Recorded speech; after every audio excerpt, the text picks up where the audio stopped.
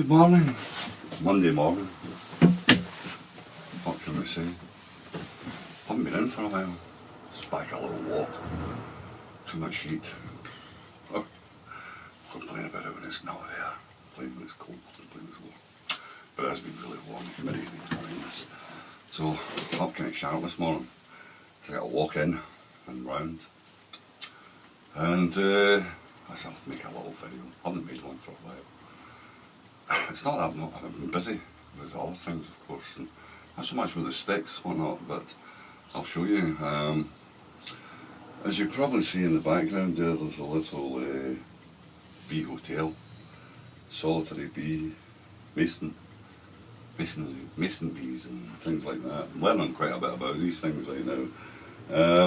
So I've been building one or two of these and a couple of other things, but also bee and bug hotels, and that and all, plus a few other things. But really, we've got some bad news and we've got some good news. Well, in some ways it's good, but in other ways it's bad, because I'm going to be getting my workshop back, a big one. The son has decided that he's going to move back to Cornwall, closer to the children. Well, not so much children now, the young adults. And so he's going to move back down there, and so I've got to fit back into the big space again. Of course, I've got rid of most of the stuff that I had. I don't know that I'll be doing the same. I won't be doing the same as I was. And in some ways it's cleared the decks. We've got rid of a lot of stuff that I've never used, and found stuff that I never knew I forgotten I had more than anything else. So there's some good news.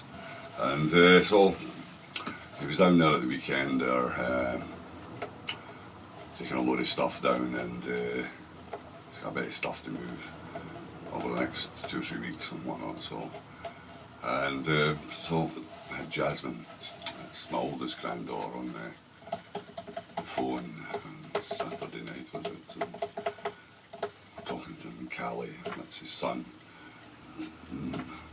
Didn't speak to the youngest daughter, Star. She's busy with her own life at this moment. So, but it was nice to speak to them, and she says I'm now subscribing, Grandad. I said, very good. I said, so I said, I'll give you a mention on the next video. So, hi Jazz, lots of love.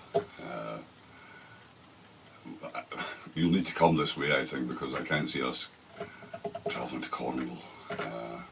Maybe, you never know. We just don't. It's a long haul. But you just never know. Right? But I'm sure they'll enjoy having their father down there, and you'll enjoy being around about them and taking to do with more. There's a story in behind it, but I wouldn't go there with that. That's a different thing altogether. But needless to say, I'm going to be moving back in. And yeah, it's it was difficult moving back. Moving out now is going to be as difficult moving back in, but certainly at some time we'll have there's more space for me to move around, and I'll probably fill it back up within a given time anyway. It doesn't really matter. But yes, as I'm busy. I'll show you these other things that bird boxes. Busy making bird boxes right now too. This is cedar. Believe it or not, this cedar's coming from Devon way.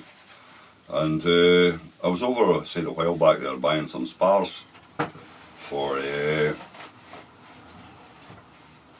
new gate I made for the side of the house, and there's lots of offcuts of this.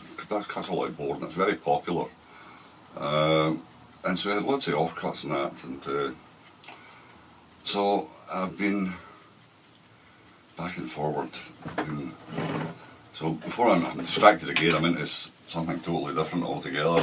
So there's bird boxes, bat boxes, and bits and bobs. So it's something else to keep interested in. The bat boxes have still a roof to get in on top of them. Roosting, just for roosting, not really for anything else. And they'll get a top on, same as. Obviously the right size, and then there'll be a slate. I'll fix a slate on top. There's no access to be given to back boxes, of course, unless you're licensed to handle them. You can't disturb or handle them at all. It's a criminal offence to have anything to do with them. I've only handled them once in my life, and it was with somebody who was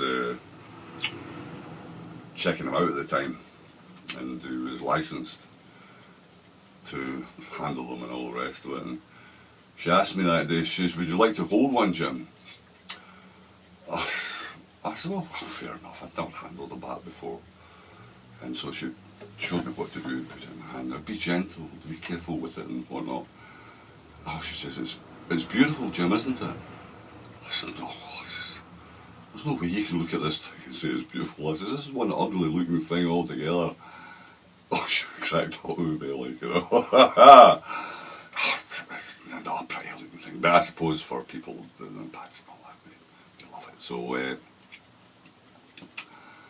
it was interesting to hold it. It's quite a delicate thing altogether. And so I'm going to make a few of these and just use up bits and pieces. I was over at the weekend there talking to Ross and whatnot and that. And so, yeah, bits and bobs and whatnot. And so I think I was looking at some nice roe antler there. He had some nice roe antler. So but that's his partner, it belongs to him, so I think he's selling it. So we'll go across some point. He's on holiday right now, so when he comes back we'll go across and see if we can barter first before we discuss anything else, and see how it goes, like, you know. So that's it, but it's gorgeous stuff to work with. It really is very nice, just easy work, light, it's good. And I do enjoy it. So I've enjoyed these little bits and pieces. And so obviously my mind's now trailing on to what we're going to do in here and what we're going to move back in, how we're going to go about things. But we'll get there. There's winter's to come, so we'll have time to organise it and whatnot. As I say, I've sold most of my stuff, got rid of, so the decks are reasonably clear. We've just got what Mum said, that it doesn't matter, I've got to pack any space out of me, give them enough time, like, you know, right? So that's what we've been up to. In the way of sticks, not much. I think, where is it? What have I done with it? Hold on a moment. I don't know what's happened to it actually. It was there. There's a nice bit of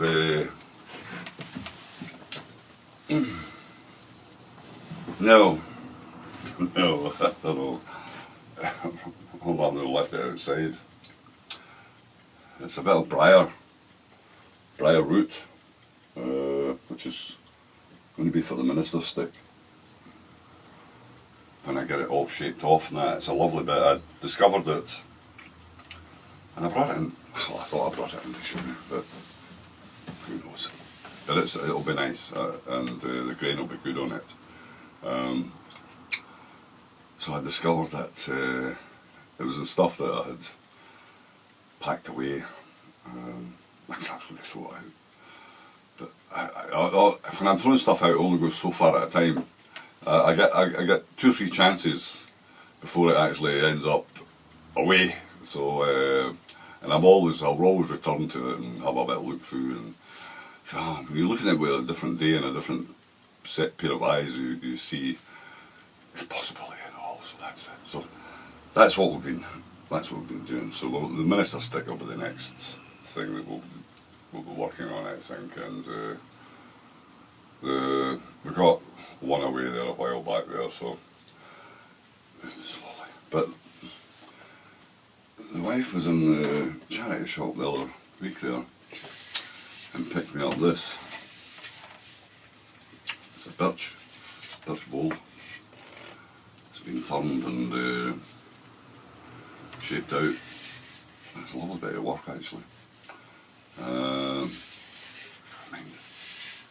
£1, something like that. I mean, £1. So that's what you get for your work nowadays. So it'll probably end up sorted up, and it'll be a kind of, it'll probably end up a bird feeder with something in there, and this will be the roof kitty thing. And I'll buinox, clean it up and buinox this out doing it. So it'll be quite nice. It was something different, and so that's where it'll probably end up. But it's quite a unusual, but yeah, very good, very good. You know? So somebody taken quite a bit of time to do that. You know? Anyway, I think we'll leave it at that. I'm not doing much today. I've been busy with the willow. A couple of willow, 12 feet of height that willow put on this year. Oh, I'm starting slightly to not regret planting it there, but it does soak up all the. This is the lowest part of all the gardens round about here, and that's one of the reasons I put it in originally, was to actually use up all the bloody excess water, try and get it away. There's no way to drain it to, so I stuck it in there. But it's got a life of its own now, and I mean it's an impressive thing. Once that's 4 years it's been in now, and yes, 10 feet, 12 feet near enough it put on this year in terms of whips. So we've cut the end down, and I've done a bit of shape work in the garden there. It'll be handy for growing stuff up next year, I would imagine. Plus it'll pull away, but I've got it in big pots. You've got to restrict the roots to stuff. It goes mental, like, you know. It's almost as bad as I've got Japanese forest grass there. And it's much the same as, and in some ways, like Japanese knotweed. It's not as listed as so much a pest, but it spreads like wildfire, and it grows impressive every year. It'll put on between 4 and 6 feet height. I cut it back at the back end of every year. What I do is I take the seed heads off, I take the heads off, everything off it, way before it drops them, and then I cut it back at the back end. But it's impressive, the height. It's something else. Lovely though, very nice. Anyway, that's it. That's the story in Jack and Honey this morning. So, all the best. We'll catch you again. Cheers.